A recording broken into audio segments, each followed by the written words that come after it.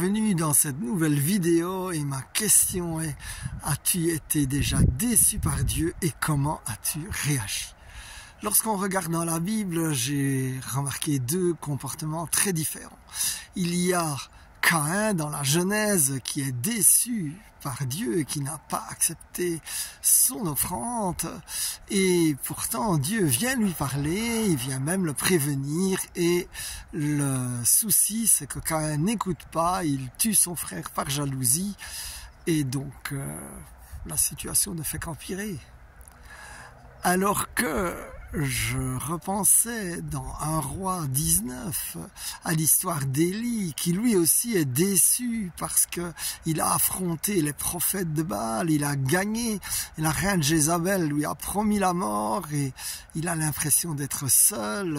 Le peuple finalement n'est pas vraiment comme il le souhaitait, convaincu par Dieu. Lui-même, eh bien, il n'est pas bien du tout. Et alors il se plaint à Dieu, il dit: avec tout ce que j'ai fait, etc. Je ne sais pas si ce genre de choses t'est déjà arrivé.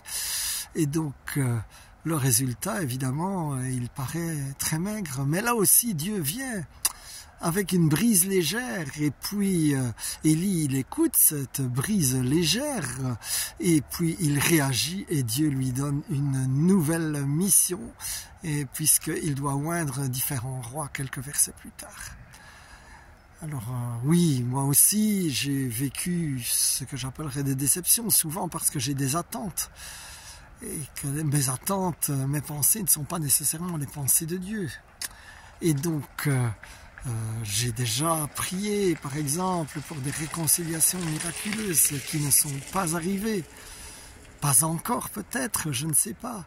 Mais la bonne nouvelle, c'est que Dieu m'a aussi consolé, encouragé et donné de nouvelles missions et de nouveaux départs.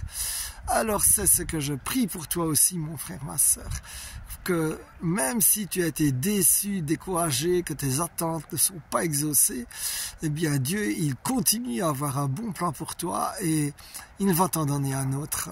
Et c'est ma prière pour toi aujourd'hui. Sois béni. Amen, amen, amen.